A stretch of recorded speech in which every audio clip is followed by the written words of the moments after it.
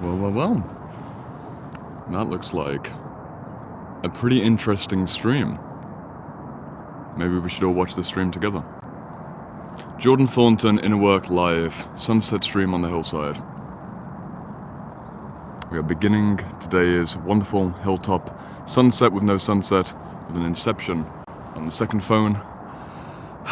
What a gorgeous day. We're going to get into the community books, we're going to get into everything inner work related, but today we are joining a very grey, very misty, not so interesting hanging out on the side of the reservoir, but nonetheless we will bring the interest through as we go deeper and deeper into our inner worlds together. Welcome to the live stream. If you're watching in real time, let me know which books you've been reading this week. We're going to start with a community psychology roundup.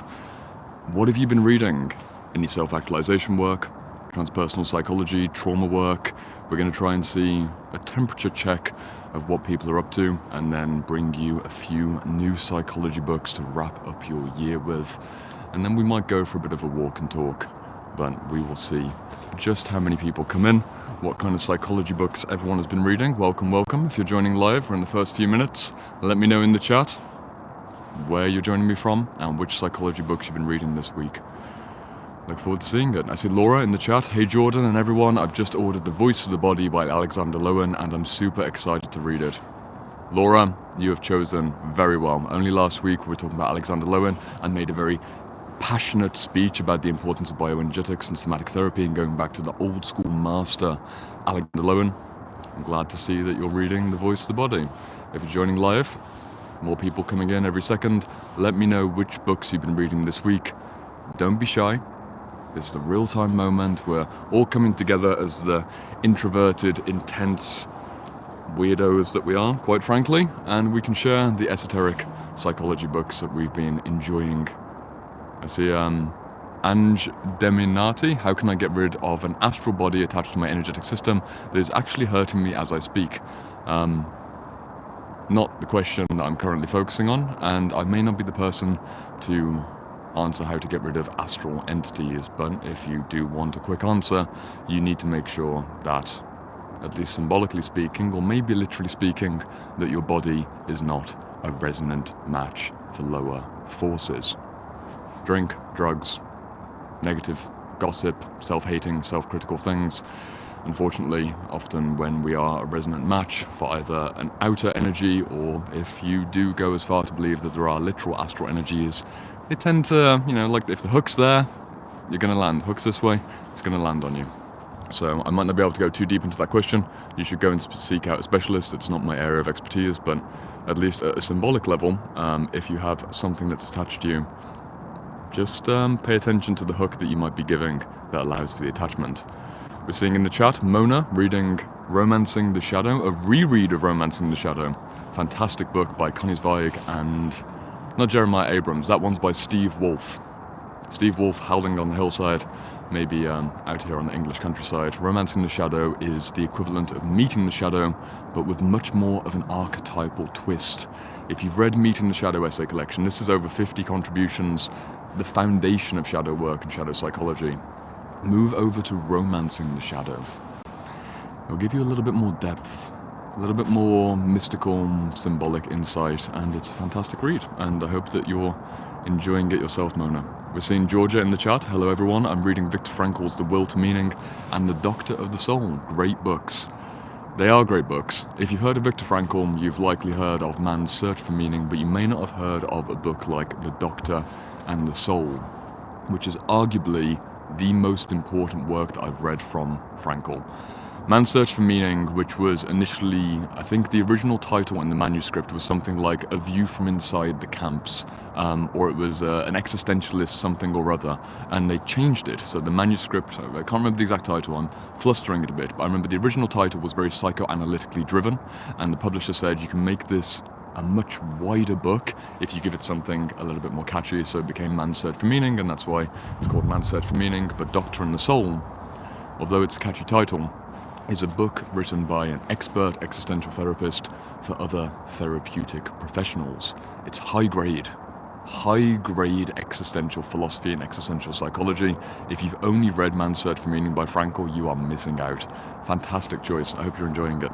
Anyone else in the chat, let me know. Community books you've been reading this week. Let me know if you're here in real time. What have you been reading? Don't hoard all of those books to yourself. I will come to questions a little bit later on, but for the first 10 minutes or so, I'm going to create this moment where we get to be a community all coming together on the nice blue wintry skies. I see Annabelle in the chat. Hello, Jordan. I'm reading, The King, Warrior, Magician, Lover by Robert Moore and Douglas Gillette. Another classic came up last week. We've got a pattern here. Really nice pattern. Last week, Alexander Lowen. This week, Alexander Lowen. Last week, King, Warrior, Magician, Lover. This week, King, Warrior, Magician, Lover. There's a pattern to pay attention to. If you haven't started reading Alexander Lowen, if you haven't picked up your copy of KWML, and you're seeing me recommending it 2 weeks in a row, and you're seeing other people in this community, other introverted, intense, somewhat gifted, sensitive, spiritually attuned individuals from around the world reading these books, and you're still listening to podcasts and 10, 15-minute YouTube videos or watching live streams like this one, but not making the 8, 10, 12 hours to go into one of these masterful texts, just go into the notes section on your phone. Books to order. It's this simple. I'm going to demonstrate it, just in case you aren't doing this already. You go into your phone. Here's my second phone, which I use to monitor what's going on in the live stream. And you can see how much I've used it. Welcome to Notes. I've never used Notes on this phone because I haven't been doing this. I haven't been keeping track of the books. So, continue, and then we go. New note, and throughout this live stream, throughout all of your podcasting, all of your YouTube watching, just go books to buy. I'm going to do it for you. Do it for everyone here. Alexander Lowen. I know it's super basic, I'm not trying to condescend you, but if you've heard me mention Alexander Lowen so many times, and you haven't done this, just put it in your notes section and make sure to develop a habit. And then you might end up with a list like this. And eventually, you then go to your second-hand bookseller, and at the end of the week, you order one of the golden books, maybe 2 of them, maybe 3 of them, maybe 4 of them. Fun fact, in November, my business account spent, it was like £812 on books. In November, I spent £812 on books. It's a pretty normal thing for me to do. It's exceptionally cheap. If you think of how much it costs for you to go to a licensed therapist or a high-quality life coach or go to a workshop, go to an event, to buy a book for £10 or £15, second-hand, you can get them much cheaper, sometimes as little as a few quid. Be willing to spend the money. Truly, for me it's completely normal to spend up to £1,000 a month on new books. It's not every month. Often when I'm buying this many books in one go, I'll read them over the course of a couple months, but I'm willing to spend £40 or £50 on a book because I see that book as a conversation with an expert. It's not just information, it's a real communication. An expert, a deep master who spent years writing this book, £40, and you look on Amazon and you're like, this is relatable. You look on Amazon and you're like, oh, I don't know if I want to spend £43 on that book. Books should be only £10, £15. You're forgetting that an hour with a therapist or even 50 minutes with a therapist in your big city, whatever the big city is near you, that's normally at least 90, 100, 110 per hour. For half of the rate, for 10 times the amount of contact with an expert in a more condensed, returnable format, you can get the best books. So just a reminder, again, get your phone, make a notes section, books to buy, and get into the habit that every week, for me, I like doing it on the weekends, on Sundays, before I sign up for my week, I'll go into my Amazon cart, I'll go into a second-hand bookseller, and I'll just add in the books. And if you're reading a book, and you see one referenced multiple times, just be willing to go into the bibliography and pay attention. I'm seeing Katia reading The Power of Now. Fantastic spiritual foundation that I think most people here probably have encountered at least once or twice. I remember reading The Power of Now when I was 18 and I just got into meditating. I used to spend time at my university park. There was a park actually quite similar to this. This is We're at the side of the reservoir. I can't turn you all the way around because you are locked in on the fence. But if you were here last week, you know that there's a body of water over there. When I was 18, I used to sit by the lake with the ducks and read The Power of Now. Back at the start of my journey, Power of Now, meditating on a bench, just like Big Dog Eckhart himself, watching the ducks flap. Good times. Good times. It's a great foundation. It's not the full solution to go with that kind of book, but it is a spiritual treat. I see Shadow Sister Healing. Welcome to the chat. Greetings from Belgium. I see Mike Packham. Evening, Jordan. Fantastic. I see Laura commenting. I currently have a list like this, and most of them are inspired from your videos. Fantastic. I'm glad that you're keeping your psychology books list. Gassan said, "Hey Jordan, how is a sunset similar to a breakup?" Interesting. How is a sunset similar to a breakup? And Seaspora saying, "How cold does it get here?" It doesn't quite get as cold as Minnesota. Last night it was 4 or 5 degrees. I went for a walk for 2 hours on the phone with one of my best friends. I was out on a walk from about 11 o'clock until 1 a.m. with my 20 kilogram weight vest. Did a 2-hour weighted walk in 4-5 degree weather. My hands got pretty cold, but if you're moving around, you've got a big coat, you've got some weight on your chest, and you're having an engaging conversation with a friend, or a beautiful conversation with many friends all at once, you don't tend to feel the cold so much.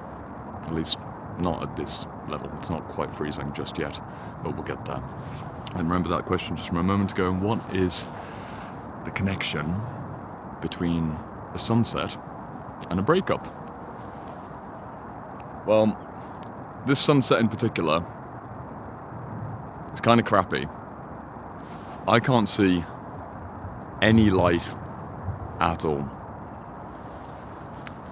And I'm pretty sure that you've probably been through a breakup where in the end of that relationship you couldn't see any light at all. Sometimes we do get these moments where we're at the end of our time with someone, and whether it's been 6 months, 6 years, or 20 years, and you see on the horizon new light. Someone else that you find attractive, a new career possibility, moving somewhere around the world, something that's a big break away from the current relationship identity that you have. You're this kind of person in this kind of relationship with this kind of person. And sometimes you get a beautiful sunset. And you're like, ooh, off I go to the new horizons. Sometimes you get a sunset like this one. Where there's fucking nothing. It's just grey.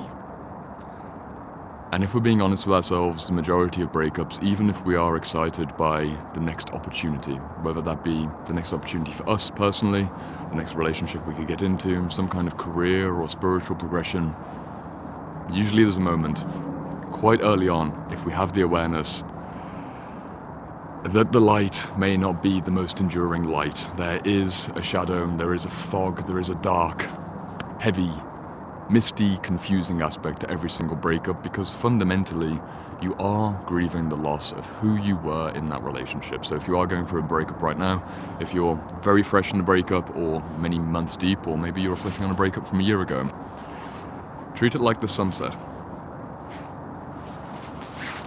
which is to show up and be present with it anyway, in the same way that I'm coming out on this hillside. Nothing spectacular to look at, but still plenty to say. If you're joining live, someone asked me what's the similarity between a sunset and a breakup, so I'm rolling with it.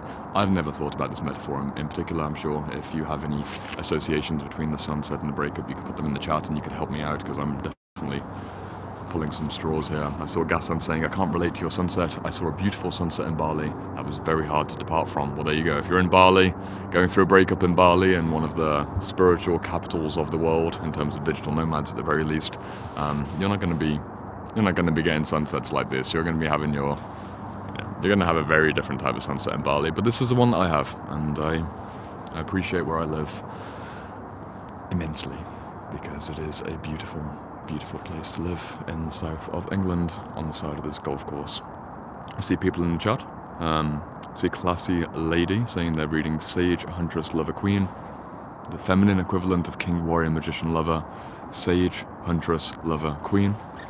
Bit of a real-time moment. Get up your phone. If you want the best book on the feminine archetypes, published recently, I read 6 of these books back in 2022, 2023 to try and find the best one. Sage, Huntress, Lover, Queen. Books to buy. Not going to type it out, but just pay attention. This is the moment. Sage, Huntress, Lover, Queen. It is the best book. You've got Jean Shinoda Boland's Goddesses in Every Woman. That's fantastic. But if you want a really practical book that's equivalent to King, Warrior, Magician, Lover, it's not quite as robust. It's unfortunate that there wasn't more academic framework around the book. It's a lot more practical, but there is shadow psychology in there. It's short, it's sweet, it covers the basic principles of the feminine archetypes, and if you are a man and you're switching off because I don't need to learn about the Sage, Huntress, Lover, Queen, just think about the women that you fall in love with and the women that you keep falling in love with that are no good for you, and understand that you might have some romantic shadow issues.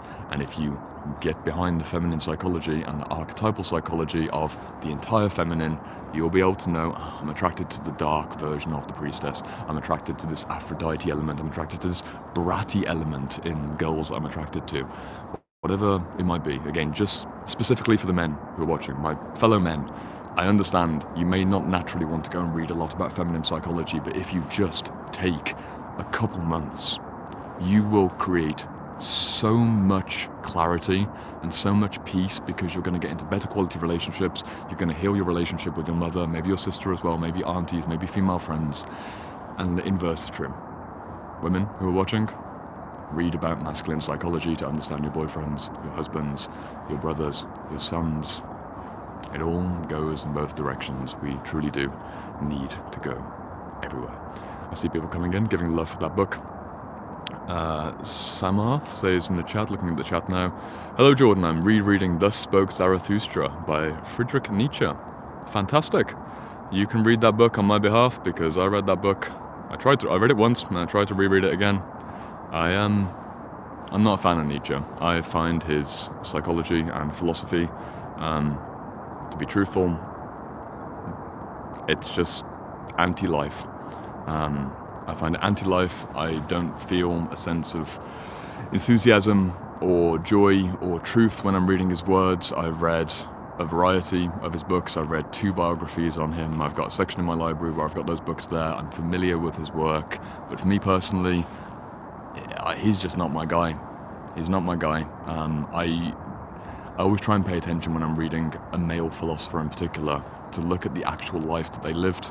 Look at the quality of their relationships with friends, with their female partners, wife, girlfriend, whatever it might be, their family relationship, their overall state of health, their state of well-being, their relationship with drugs, especially if we're talking about Nietzsche, relationship with drugs, relationship with substances, and I try not to follow philosophical systems from men whose lives I wouldn't want to emulate.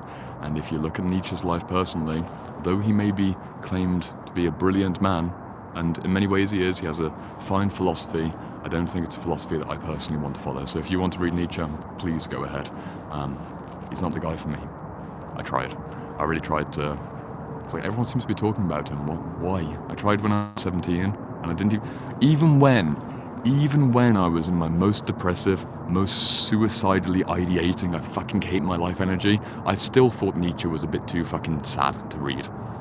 Even then.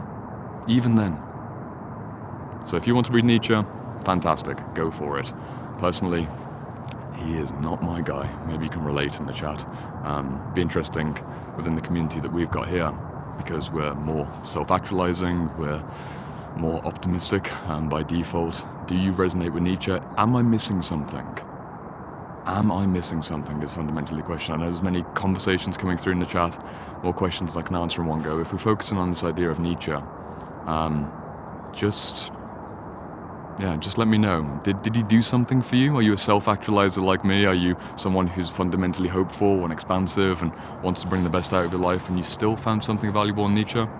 Because I might need to do a reread, or maybe there's a book that I haven't read that's his best book, a forgotten book, something like this. I don't know personally. I really did try.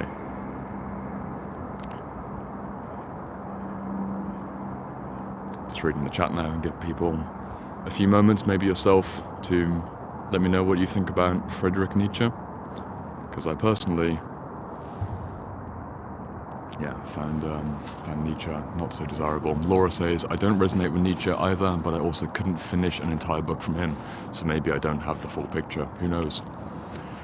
I can relate. I really can relate.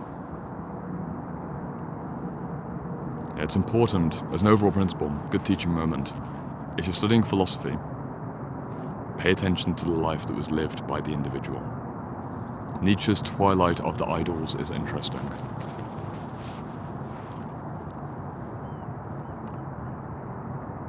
Twilight of the Idols. Taking my own medicine, right there. I'm going to add that to my cart for my wish list, and I'll take your word up on it. I am willing to be challenged, even if I see Jamie saying he helps keep me grounded as a medium, but he's definitely dark. Books Girl says I'm the Antichrist is good. Gassan says I think you'd love The Prophet by Khalil Gibran, which is an interesting twist on Nietzsche. I read The Prophet when I was about 17, 18. Great book. Yeah, nice little moment there of I'm gonna likewise follow up, although technically we've got a deer. We've got a deer. You can hear the come. If we're lucky, we're gonna hear the deer start barking. The deer's going all the way over that way. We might get an opportunity to do some deer spotting. If you're looking what I'm doing, it's because I can't see because there's a massive light in front of me. So what happens when I'm doing these live streams is that that's what I see. But I can hear the galloping deer. Interesting. Well, if we have a deer show up, then can I really make the stream? But what I was saying there, right? Mike Packham says, "Ride the deer, Jordan." We're not going to let those intrusive thoughts win, not just yet. But the rain is coming down slightly. So what I might need to do if it gets heavier is we'll go into some shelter, just beneath a tree, so everything doesn't get soaked. Fun little bit of psychology.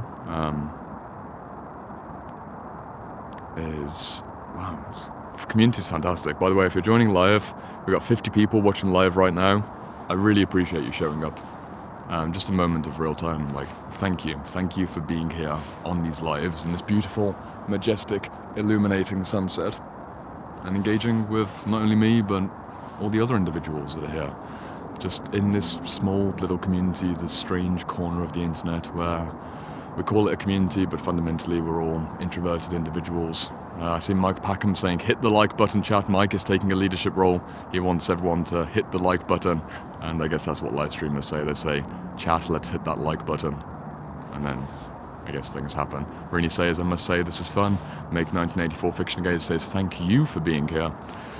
Look at all this love coming in. I've been enjoying these live streams. This is the 10th live stream in a row, 10 weeks in a row that I've been doing. Might have a very special live stream next week in a new location, we will see. But make sure to tune in next Friday at sunset time, because special location on the cards. If everything works out, fingers crossed. I do appreciate everyone being here, genuinely. It's kind of fun. Yeah, 10 weeks. Rini says 10 weeks, whoa, in the chat. It has indeed, because Rini's been here. I think every single week you've been here, Rini. I see Lauren saying, I'm personally an ambivert, depending on the situation. Soul connections, you're a great person, Jordan. Jamie says, gratitude to you. What a warm feeling. It's not so cold out here on the hillside anymore. Got all this warmth inside my chest. Very relaxed stream today. Truly. Very relaxed. There's not too much to show you. I mean, really, there's very little for you to see right now. You've got a bit of the distance. You've got a bit more horizon that way, and you've got the barbed wire that you're currently resting on. So right now, you're resting on a barbed wire fence, where the inner work lake is over there. And remember from last stream, the ducks laughing on the surface, just the superficial inner work, whereas our job is to dive all the way deep and get the treasure from the bottom, which fundamentally requires a fair amount of isolation and solitude. The reason I recommend books, once again, broken record that I am, is that if you spend 10 hours with a book on your own, in your living room, your library, your porch, somewhere in a park, in your bed, wherever it might be, you're perceiving that information and receiving that information, you're perceiving and engaging in that conversation in a much greater, more meaningful sense than watching things on a digital device, because it changes your state of perception. Someone says chakras is real. You just felt it. Sure. Why not? Why not? What should we talk about? I see people coming through in the chat and saying a variety of things related to their inner work. Let me know. I see Path of Eudaimonia a little bit further on. I've been having a dark day. It lightens me up to see all of you here. What a beautiful, beautiful, beautiful message. Looking at the chat now currently. Where shall we go? Where shall we go? Rini says, your live stream always catch me after working in the studio. It's a nice break. I'm also moving around and lifting weights during the stream. Fantastic. I've heard from a variety of people that they watch these streams while stretching or while lifting or while doing chores. And I think I seem to have the energy where when Jordan's live stream goes up, people get mobilized in physical reality somehow. Very few people, maybe you're one of these people, you're watching this now either in live or on replay where you're just zoning out like this, but for some reason I seem to have the energy that people go out and do things. Maybe it's because we're outside. I've got the weight vest on, only 12 kilograms today, which is 25 pounds, just enough. Add a bit of weight, I'll do a walk after the stream as I always do, but people tend to move around. The rain is coming in. I might need to make a choice to move down. I see listening while sewing. Yeah, let me know in the chat. What do you do while listening to the stream? What are you doing right now, multitasking while watching the stream? Let's see how split all of our attention streams are. We see Books Girl saying painting and listening intently. What a creative group of people we have. We've got people who have just worked in the studio, people who are painting. 1984, Fiction Again, says listening while sewing. Shadow Sister Healing says, I used to clean while watching your shadow work videos. See, I told you. Creative bunch of people. Rachel says literally about to walk my dogs. Georgia says walking in the park. Let me know if you're here live, what you're doing right now when you're watching these streams. It's really nice to get a mood board of everyone around. And Rini says I can't go on long walks anymore due to the war, so taking me to the park once a week is real nice. If you're in Eastern Europe right now, Rini, I didn't know that. I know you've been here every single week. Isn't that inspiring? Rini's been here 10 weeks in a row in a war zone, still doing the inner work. In a fucking war zone. I'm gonna change the mood a bit. Rini's in a fucking war zone, in Israel. Right? I've got someone who reached out to me last week, asked for advice. They're in Ukraine about PTSD literature for men that they know who have served in combat and are recovering and the societal damage there. I've got people who reach out to me from Ukraine. I've got people here right now, Rini, literally here. She's been here for 10 weeks in a row over in Israel. I'm not going to comment on the politics of what's going on around the world, but the pure fact that there are people streaming, or connecting to this stream rather, in war zones, still making the time for the inner work, and to call you out with compassion if you're spending time scrolling, wasting your time in your safe, wonderful apartment or your home and you're just checked out. There are people literally in war zones who are still doing this work and still making the time for this. Come on, that's so inspiring, really inspiring for me to hear, really fires me up. Just thank you for doing that work. Rini, in particular, thank you for being here live, but also there's a handful of people who do let me know that they are in very, very tough situations. I've worked with clients who've grown up during civil wars, clients who've grown up in war zones all around the world. And somehow they still make the time to read the books and look after their soul. I see some good love coming in there in the chat. More people talking about what they're doing while listening to the live stream. To change the mood a little bit, Nate says, I just came back from the gym, was about to meditate, wanted to drop in and say hi. Nate, welcome. Philip says he's preparing food. Jamie says I'm making chicken fried steak right now for lunch. Fantastic. Priyansa, Datiani says I normally work while listening to you, helps me get better focused while I'm doing my work. Joe says I'm cooking for the birthday of my wife. Well, happy birthday to your wife, Joe. May she have a wonderful day and an exceptionally meaningful 365 days ahead. With you, I'm sure she will. You're clearly a conscious guy if you're tuning into a live stream like this. I'm sure she's a very lucky woman. See Sabrina saying that she's working. Mike saying he just got home from work. and his cocker wants to go for his walk. I'm assuming your cocker is your cocker spaniel rather than something else. Just checking the chat now. Katie's making scrambled tofu. A lot of people cooking. A lot of people cooking up their dinners while listening to the stream. Yeah. I love seeing the chat coming through as well, where people are sending wonderful loving thoughts and sharing with each other. Bit of a different stream today. More earthy. More you and me. Hanging out, breaking the fourth wall.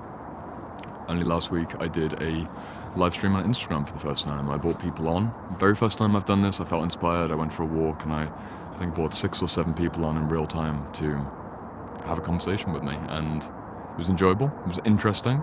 But the energetic difference now as I reflect on last week where I'm having these real-time conversations versus me being in single energy, even being horizontal with the full setup, it's quite different. It's amazing when you pay attention to the differences in streaming. Yeah, it really is. We're currently up on the hillside. You can't necessarily see any more if you're joining live where we are, but we are up indeed, high up on the hillside by the side of a reservoir. Just hanging out. People are cooking, people are creating. Not many people I see reading books while watching the stream, which is actually quite good, because if you were reading a book or watching the stream, are you even reading the book? Seeing some questions coming through from Andrew. How do you get used to being lonely? I'm 16 and I've cut out every single distraction and bad habit from my life, including people. But I've been feeling lonely. How do you get used to being lonely? Fantastic question. Firstly, 16 years old, I can relate.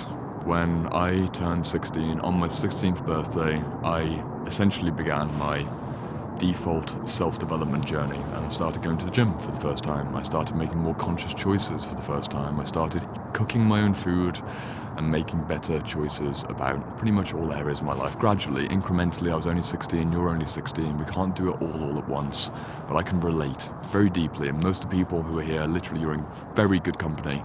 I guarantee that every single person watching the stream has had a significant season of loneliness, and they may still be in that season.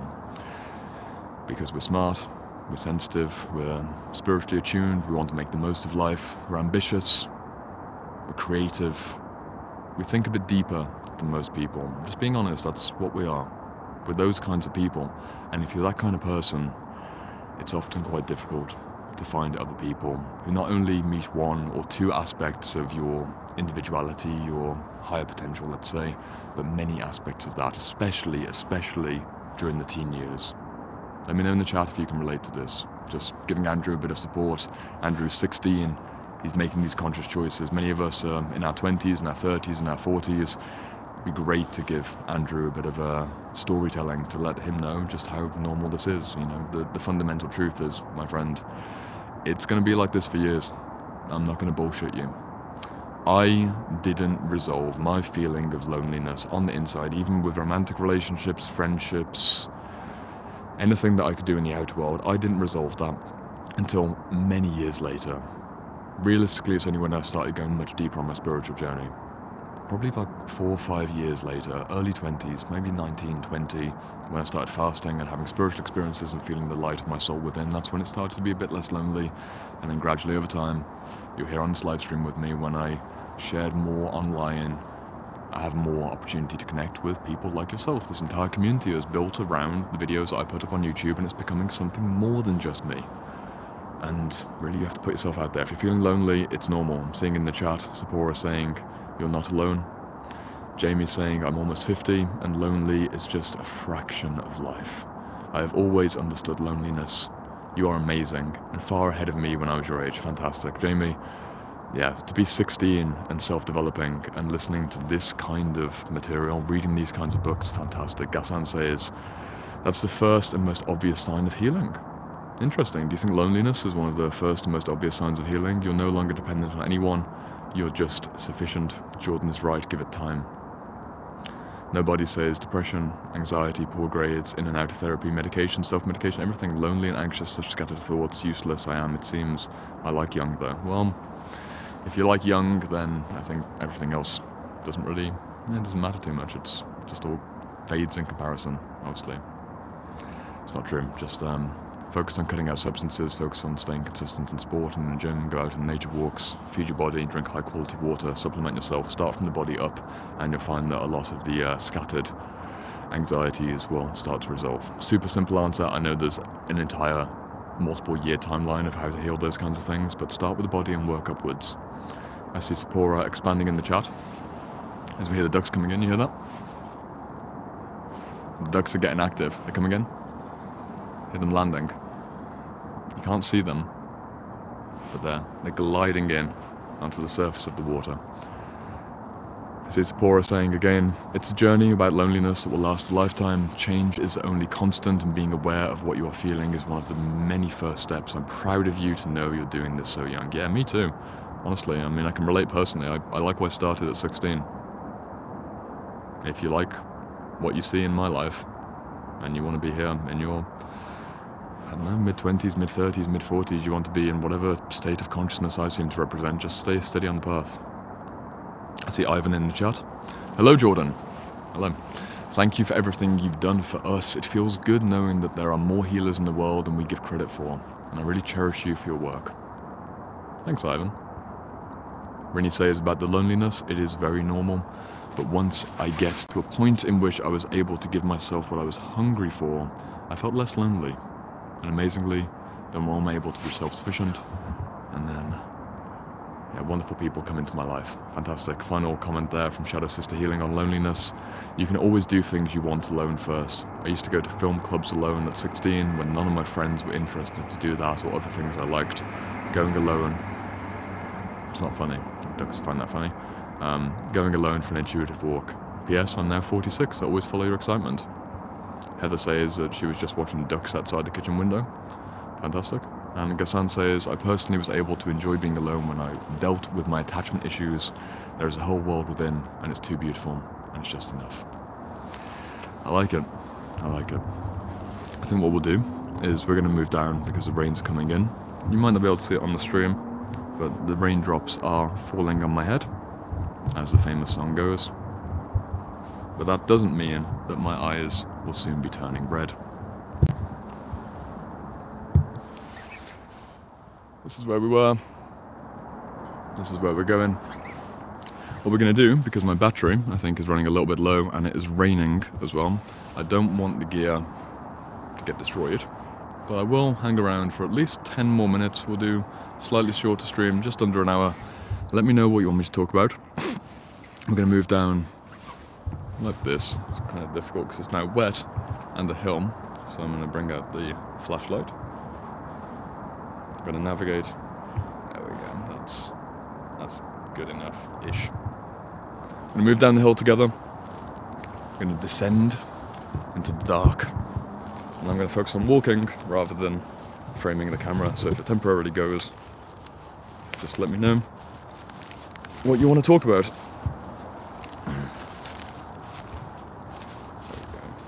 Maybe we won't encounter that deer from earlier.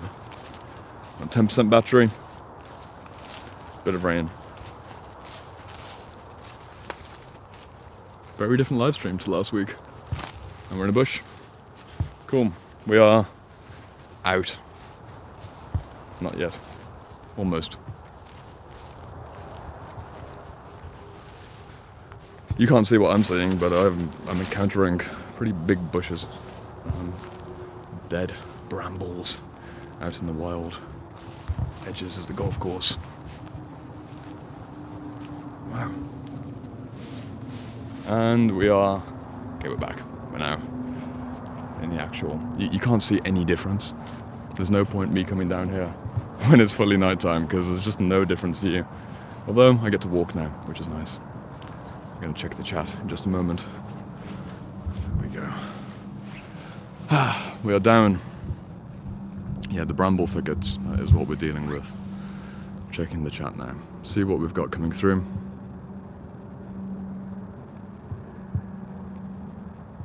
Oh, beautiful comment here from Annabelle, talking to Andrew, who was the 16-year-old who was feeling lonely from just a moment ago. Whenever you feel lonely, be gentle with your body. Give yourself grace while you figure things out in life. Quote, I'll be alright. It's only temporary. It comes and it goes away. What great advice. I'll be alright. It's only temporary. Simple but powerful advice. I see Books Girl saying, can you talk about discipline and focus? Yeah, I can talk about that. Discipline and focus. What in particular? How to be disciplined? Turn off your phone. How to be focused? Turn off your phone. How to stay disciplined and focused? Don't turn on your phone. If you haven't figured that out, I feel like I've said this almost every single week on the live stream. And I know it's not new advice. I know it's not revolutionary. But until you've mastered the ability to turn off your phone for a whole day and not turn it back on, don't try and do anything more complex. Don't get an incredible study schedule. Don't try and optimize with Pomodoro technique of 22 minutes this. It's like turn off your phone trademark, Rinny in the chat. Yeah, I'm going to trademark turn off your phone. TOYP. TOOP. TOOP. Turn off your phone. TOOP. TOOP. I want to see TOOP in all caps. TOOP. Turn off your phone. Put that in the chat. Connie, good to see you here. Connie has likewise been... Connie and I have been talking about turning off our phones. Not sure how much Connie wants to be publicly disclosed in the chat, but Connie and I are friends, and yeah, TOOP, all caps. This is literally TOOP, 2 TOOPs, 3 TOOPs. Can we get to 10 TOOPs in the chat? 4 TOOPs in the chat, turn off your phone. 5 TOOPs, 6 TOOPs in the chat.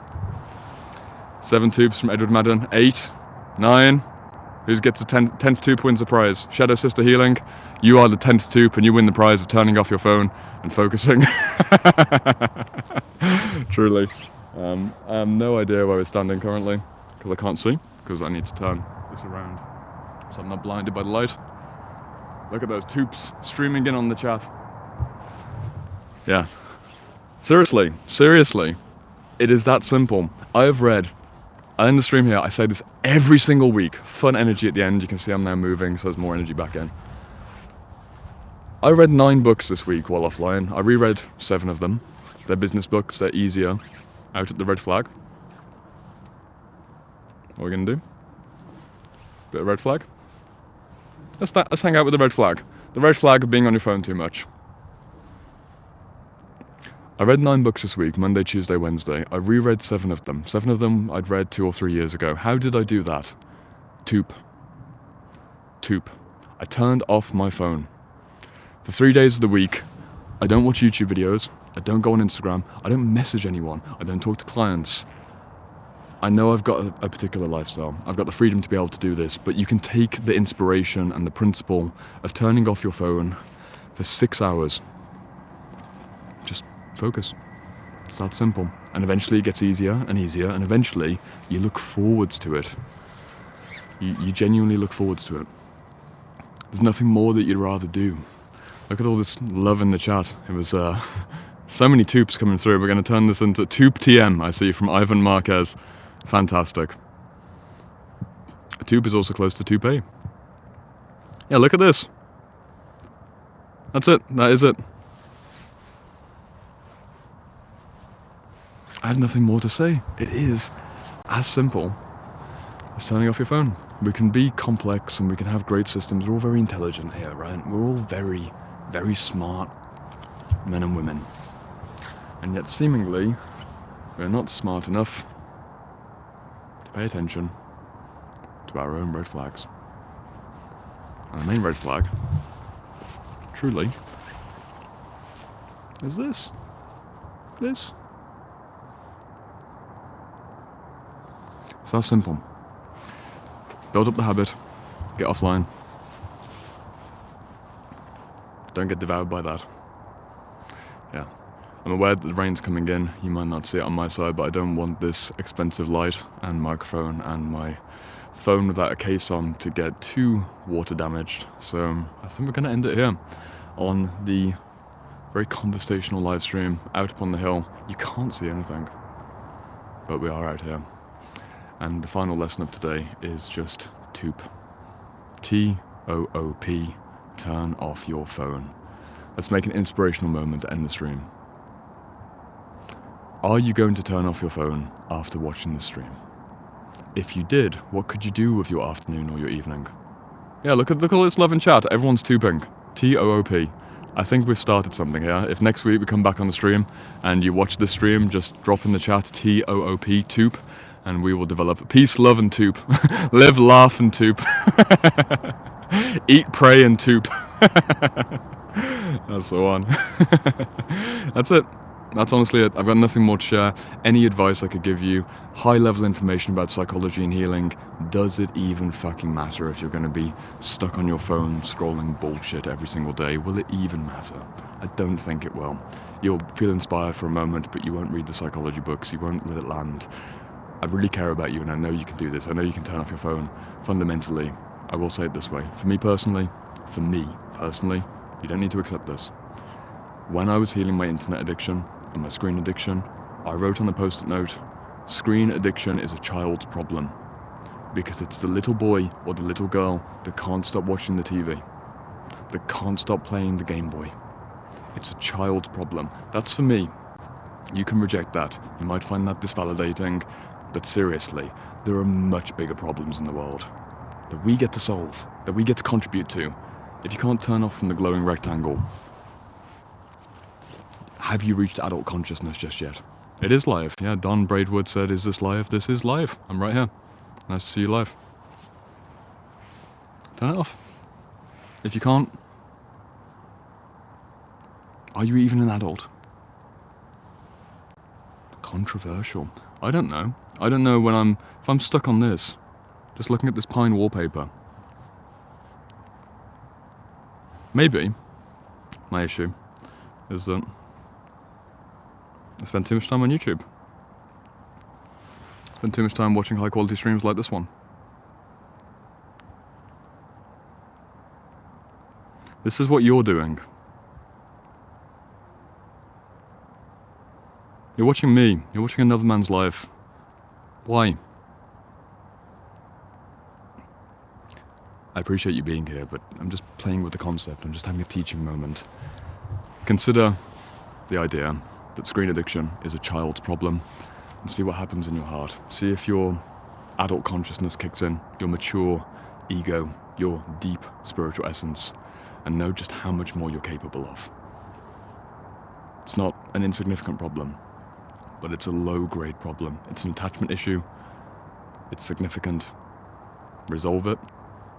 You've got so many more decades ahead. I hope this has helped. And once again, live stream, special location next Friday. If you want to be here for it, I want to see some TOOPs in the chat over on next Friday. And please, don't forget, right now, literally now, make the most of the next few hours. I love this chat. Thank you for being here live. TOOP. Turn off your phone. Wait a moment. Turn off your phone is TOYP. Why did you follow my lead? Why are we saying TOOP? What's the O? What's the third O? This is the problem of group psychology. What's going on here? Why did no one correct me? Turn off our phone. Look at that. Ying Lan in the chat. Turn off our phone. Level up. Level up. Turn off our phone. That's what we got. We're collective consciousness. We're all in this together. Just like they sang in High School Musical. We are all in this together. And we're all turning off our phones. TOOP. T-O-O-P. Turn off our phone. Gaston said, I've thought of it. Yeah, funny how group psychology works, isn't it? Here I am showing up as the man with the light and the setup. Indeed, turn off our phone. Okay, good save indeed. So I'm gonna go turn off my version of our phone, and yeah, new video out on Sunday. We're talking about inner child psychology, and it is gonna be, dare I say it, one of the best inner child psychology videos on YouTube. It's 35 minutes long. It's everything that you possibly need to know about the inner child. I'm giving all the best books, multiple years of study, multiple clients, many stories. Check that out on Sunday. In the meantime, yeah, I see a lot of love in the chat. TOOP is catchy. I was fooled. See, Rinny's fallen victim to it. I just had a catchy phrase that made no sense. Added a bit of hype. TOOP, TOOP, TOOP, TOOP. We all went along with it. I went along with it. Pay attention. What's going on in the world? Politics, outrage, left versus right, men versus women. To what extent have we all fallen victim to the TOOP? To what extent was the TOOP the real red flag? Just pay attention. Okay, it's time to go now, though. Yeah. I'll see you next week. Back next Friday. Special location. TOOP's in the chat. See you then.